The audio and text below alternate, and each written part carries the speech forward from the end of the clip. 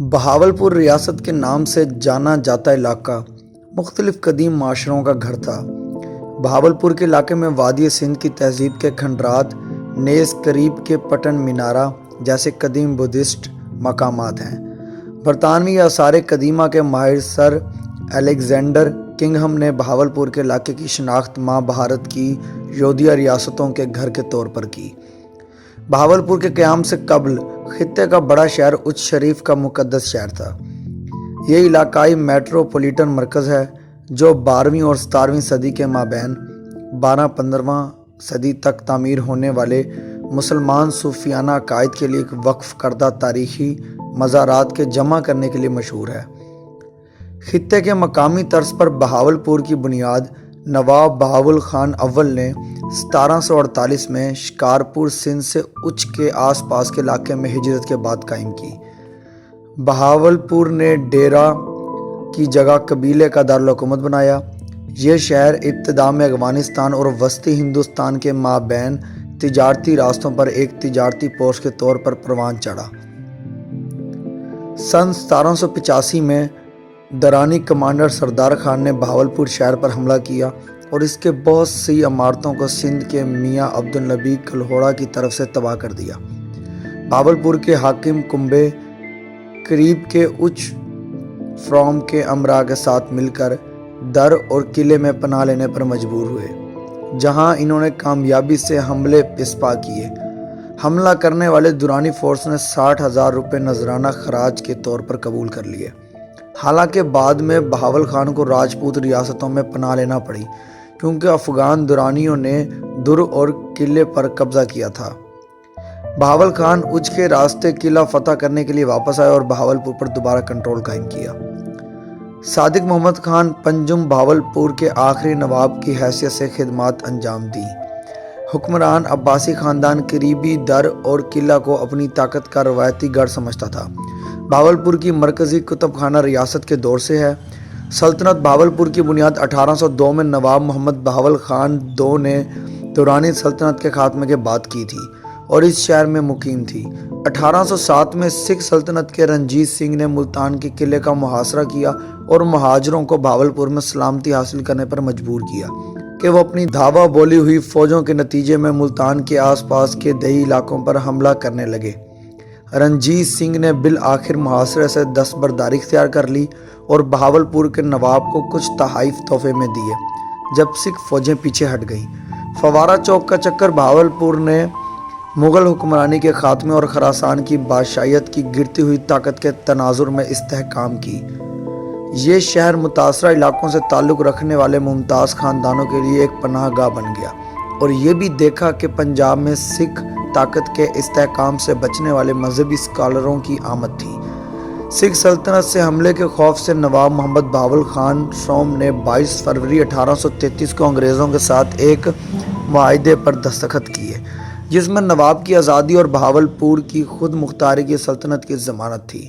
اس معاہدے نے سکھ سلطنت پر حملے کے دوران انگریزوں کو ایک دوست جنوبی سرحد کی ضمانت دی۔ 1830 کی دہائی تک بہاولپور سے تجارتی راستے منتقل ہو گئے تھے اور شہر آنے والے برطانوی زائرین نے شہر کے بازار میں کئی خالی دکانوں کو نوٹ کیا۔ اس وقت آبادی کا تخمینہ 20,000 تھا اور یہ خاص طور پر نچلی ذات کے ہندوؤں کی آبادی پر مبنی تھا۔ اس کے علاوہ 1833 میں ستلج اور انڈس ندیوں کو نیویگیشن کے لیے کھول دیا گیا جس سے سامان بہاولپور تک پہنچ سکے۔ 1845 تک دلی کے نئے کھلے ہوئے تجارتی راستوں نے بہاولپور کو ایک تجارتی مرکز کے طور پر دوبارہ قائم کیا۔ یہ شہر 19ویں صدی کے آخر میں ریشم کے سامان، لنگس اور سوتی سامان کی تیاری کے مرکز کے طور پر جانا جاتا تھا۔ شہر کا ریشم بنارس، امرتسر سے آنے والے ریشم کے کاموں کے مقابلے میں اعلیٰ معیار کا تھا۔ بہاولپور کے تخت کی جانشینی پر 1866 کے بحران نے سلطنت ریاست میں برطانوی اثر و رسوخ میں واضح اضافہ کیا۔ بہاولپور کو 1874 میں میونسپلٹی کے طور پر تشکیل دیا گیا۔ شہر کا نور محل 1875 میں مکمل ہوا تھا۔ 1878 میں بہاولپور کا 4285 فٹ لمبا امپیرس برج دریائے ستلج کے پار واحد ریل کراسنگ کے طور پر کھلا تھا۔ بہاولپور کے صادق एजर्टन कॉलेज की बुनियाद 1886 में रखी गई थी। बहावलपुर के नवाबों ने नूर महल में एक रियासती तकरीब में 1887 में मलका विक्टोरिया का सुनहरी जवेली का जश्न मनाया। शहर में 1898 में 2 अस्पताल कायम हुए थे। 1901 में इस शहर की आबादी 18,546 थी। बहावलपुर की इस्लामिया यूनिवर्सिटी की बुनियाद 1925 में जामिया अब्बासिया की हैसियत से रखी गई थी। 1939 में दूसरी जंग अजीम के आगाज़ पर बहावलपुर का नवाब एक शाही रियासत का पहला हुक्मरान था, जिसने वली अहद की जंग की कोशिशों के लिए रियासत के मुकम्मल ताउन और वसाइल की पेशकश की थी। पाकिस्तान में शमूलियत अगस्त 1947 में बरतानवी शाही रियासतों को बरतानवी इक़्तिदार से दस्तबरदारी के बाद पाकिस्तान या हिंदुस्तान में शामिल होने का इख्तियार दिया गया था। 7 अक्टूबर 1947 को नवाब सादिक मोहम्मद खान अब्बासी वी बहादुर के ज़ेर इक़्तिदार बहावलपुर शहर और शाही रियासत पाकिस्तान से रुजू हुआ। आज़ादी के बाद शहर की अक़लियत हिंदू और सिख बरादरी बड़े पैमाने पर हिंदुस्तान में हिजरत कर गए, जबकि हिंदुस्तान से मुसलमान महाजरीन शहर और आसपास के इलाके में आबाद हो गए। शहर कायद-ए-आज़म मेडिकल कॉलेज की बुनियाद 1971 में रखी गई, जबकि मुल्तान में जनूबी पंजाब की ज़्यादातर आबादी पाकिस्तान पीपल्स पार्टी की हिमायत करती है। बहावलपुर के आसपास का इलाका पाकिस्तान मुस्लिम लीग की हिमायत के लिए जाना जाता है।